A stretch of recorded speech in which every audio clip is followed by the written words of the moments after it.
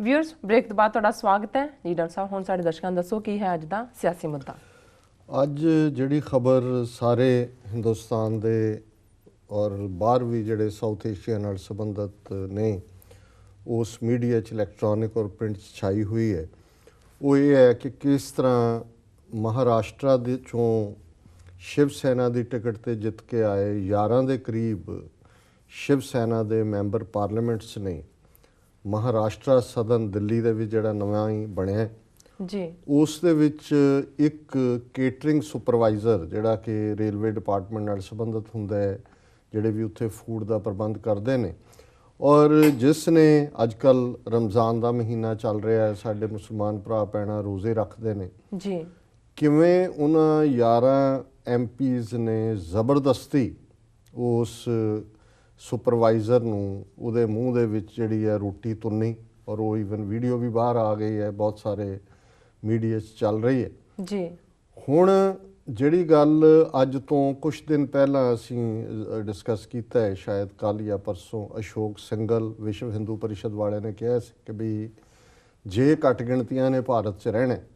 ਤੇ ਉਹਨਾਂ ਨੂੰ ਬਹੁ ਗਿਣਤੀ ਦੀਆਂ ਭਾਵਨਾਵਾਂ ਦਾ ਸਨਮਾਨ ਕਰਨਾ ਪਏਗਾ ਨਹੀਂ ਤੇ ਲੰਬਾ ਵਕਤ ਉਹਨਾਂ ਦਾ ਵਜੂਦ ਨਹੀਂ ਰਹੇਗਾ। ਉਹਨਾਂ ਤਾਂ ਮੇਰਾ ਖਿਆਲ 48 ਘੰਟੇ ਦਾ ਵੀ ਨਹੀਂ ਨੋਟਿਸ ਦਿੱਤਾ। ਮੈਨੂੰ ਤਾਂ ਲੱਗਦਾ ਸੀ ਵੀ ਲੰਬਾ ਵਕਤ ਤੋਂ 5-7 ਸਾਲ ਕਹਿੰਦੇ ਨੇ ਵੀ ਇੱਕ ਅੱਧੀ ਟਰਮ ਅਸੀਂ ਤੁਹਾਨੂੰ ਦੇਖਾਂਗੇ ਨਹੀਂ ਤਾਂ ਅਗਲੀ ਵਾਰੀ ਤੁਹਾਡਾ ਸਫਾਇਆ ਕਰਾਂਗੇ ਜੀ ਵੀ ਸ਼ਾਇਦ ਅਜੇ 2-4 ਸਾਲ ਇਮੇਜ ਬਣਾਉਣ ਤੇ ਉਹਨਾਂ ਤਾਂ ਸ਼ੁਰੂ ਕਰਤਾ ਕੰਮ। ਹੁਣ ਕੋਈ ਸਟਰੀਟ ਦੇ ਵਿੱਚ ਕੋਈ ਗੁੰਡਾ ਕਾਰਵਾਈ ਕਰਦਾ ਹੈ ਕੋਈ ਪਾਰਟੀ ਦਾ ਲੋਅਰ ਲੈਵਲ ਦਾ ਵਰਕਰ ਕੋਈ ਕਾਰਵਾਈ ਕਰਦਾ ਹੈ ਉਹਨੂੰ ਤੁਸੀਂ ਡਿਸਮਿਸ ਕਰ ਸਕਦੇ ਹੋ ਕਿ ਜੀ ਬੰਦਾ ਜਿਹੜਾ ਭੜਕਾ ਕੇ ਲਿਆਂਦਾ ਕਿਰਾਏ 'ਤੇ ਲਿਆਂਦਾ ਕਿਹਦੇ ਕਹਿਣ 'ਤੇ ਕੀਤਾ ਜੀ ਇਲੈਕਟਿਡ ਰਿਪਰੈਜ਼ੈਂਟੇਟਿਵਸ ਮੈਂਬਰ ਪਾਰਲੀਮੈਂਟ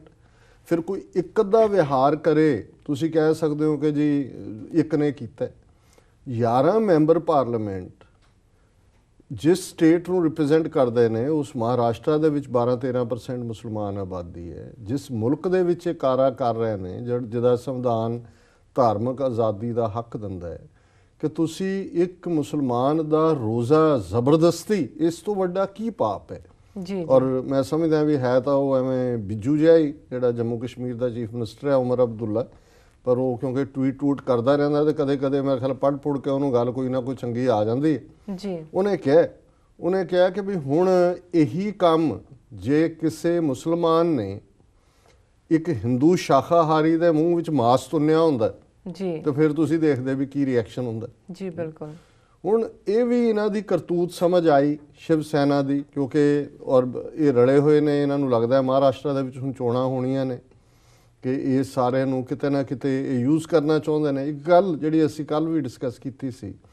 ਕਿ ਇਹ ਗੱਲ ਇਹਨਾਂ ਨੂੰ ਸਪਸ਼ਟ ਹੋ ਗਈ ਹੈ ਵੀ ਘੱਟ ਗਿਣਤੀਆਂ ਨੂੰ ਜਿੰਨੀ ਹੁਣ ਕੁੱਟ ਚਾੜੋਗੇ ਉਨੀਆਂ ਬਹੁ ਗਿਣਤੀ ਦੀਆਂ ਵੋਟਾਂ ਤੁਹਾਨੂੰ ਮਿਲਣਗੀਆਂ। ਹੁਣ ਇਹ ਜਿਹੜੀ ਇਹਨੂੰ ਉਹ ਕਹਿੰਦਾ ਜੀ ਇਹ ਮਿਥ ਸੀ ਕਿ ਜੀ ਮੁਸਲਮਾਨ ਈਸਾਈ ਸਿੱਖ ਇਹ ਡਿਸਾਈਡ ਕਰਦੇ ਨੇ ਕਿਹਨੇ ਬਣਨਾ ਗਿਆ ਜੀ ਅਸੀਂ BJP ਐਬਸੋਲੂਟ ਮੈਜੋਰਿਟੀ ਆਪਣੇ ਸਿਰ 'ਤੇ ਲੈ ਹੁਣ ਇਹਨਾਂ ਨੇ ਰਿਵਰਸ ਗੇੜਾ ਦੇ ਦਿੱਤਾ ਹੈ ਪੁੱਠੀ ਕਾਰਵਾਈ ਸ਼ੁਰੂ ਕਰਤੀ ਵੀ ਇਹਨਾਂ ਨੂੰ ਜਿੰਨਾ ਕੁੱਟਾਂਗੇ ਜੀ ਜਿੰਨਾ ਇਹਨਾਂ ਨੂੰ ਅਸੀਂ ਅਪਮਾਨਿਤ ਕਰਾਂਗੇ ਉਨਾ ਬਹੁ ਗਿਣਤੀ ਖੁਸ਼ ਹੋਏਗੀ ਔਰ ਸਾਡੀ ਜਿੱਤ ਦੇ ਚਾਂਸ ਨੇ। ਸੋ ਸ਼ਿਵ ਸੈਨਾ ਆਪਣੇ ਏਜੰਡੇ 'ਤੇ ਸੀ ਔਰ ਜਦੋਂ ਇਹ ਇਸ਼ੂ ਪਾਰਲੀਮੈਂਟ ਦੇ ਵਿੱਚ ਆਇਆ ਕਿਉਂਕਿ ਕੱਲ੍ਹ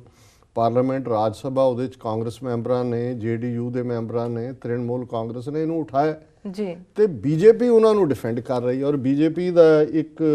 ਮੈਂਬਰ ਪਾਰਲੀਮੈਂਟ ਪਤਾ ਨਹੀਂ ਵਿਦੂਸ਼ੀ ਕਿ ਉਹਦਾ ਕੀ ਨਾਂ ਹੈਗਾ ਉਹਨੇ ਇਹ ਗੱਲ ਕਹੀ ਉਸ ਦਾ ਨਾਂ ਹੈ ਰਮੇਸ਼ ਬਿਦੂਰੀ ਜੀ ਉਹਨੇ ਕਿਹਾ ਦਿਸ ਇਜ਼ ਇੰਡੀਆ ਦੋਜ਼ ਅੱਗੇ ਬਲੈਂਕ ਹੈ ਗੋ ਆਊਟ। ਹੁਣ ਇਹ ਉਹਨਾਂ ਨੇ ਜਾਣ ਕੇ ਕੱਟ ਦਿੱਤੇ ਵਿੱਚੋਂ ਵੀ ਦੋਜ਼ ਉਹਨੇ ਕੀ ਕਿਹਾ ਉਹਨੇ ਕਿਹਾ ਵੀ ਇਹ ਹਿੰਦੂਆਂ ਦਾ ਦੇਸ਼ ਹੈ ਜੀ ਤੁਹਾਨੂੰ ਖਾਣਾ ਪਏਗਾ ਰਮਜ਼ਾਨ ਨਹੀਂ ਹੈ ਤਾਂ ਇੱਥੋਂ ਚਲੇ ਜਾਓ ਇੱਥੋਂ ਨਿਕਲ ਜਾਓ ਲੀਵ ਦਾ ਕੰਟਰੀ ਜੀ। ਔਰ ਜਦੋਂ ਹੁਣ ਉਹ ਦੂਸਰੇ ਪ੍ਰੋਟੈਸਟ ਕਰ ਰਹੇ ਨੇ ਕਿ ਵੀ ਸਰਕਾਰ ਜਿਹੜੀ ਹੈ ਇਹਦੇ 'ਤੇ ਜਵਾਬ ਦੇ ਵੀ ਇਹ ਕਾਰਵਾਈ MPs ਨੇ ਕੀਤੀ ਹੈ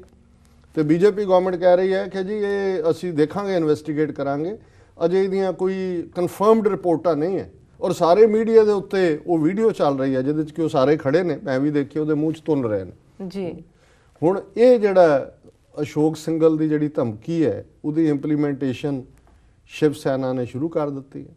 ਔਰ ਮਹਾਰਾਸ਼ਟਰ ਦਾ ਔਰ ਤੁਸੀਂ ਦੇਖੋ ਵੀ ਕਿਵੇਂ ਬਹੁ ਗਿਣਤੀ ਦਾ ਫਿਰ ਕੰਪੀਟੀਸ਼ਨ ਹੈ ਹੁਣ ਕਿ ਵੀ ਅਸੀਂ ਜਿਵੇਂ ਜੇ ਕਾਂਗਰਸ ਨੇ ਸਿੱਖ ਮਾਰੇ ਇੰਦਰਾ ਗਾਂਧੀ ਨੇ ਜੂਨ 84 ਦਾ ਘੱਲੂਘਾਰਾ ਕੀਤਾ ਜਾਂ ਦੂਜਾ बीजेपी वालिਆਂ ਨੂੰ ਲੱਗਾ ਕਿ ਵੀ ਇਹ ਤਾਂ ਇਹ ਨੰਬਰ ਲੈ ਜਾएगी, वोटां ਲੈ जाएगी। उन्होंने कहा जी ये तो 6 महीने पहले होना चाहिए था,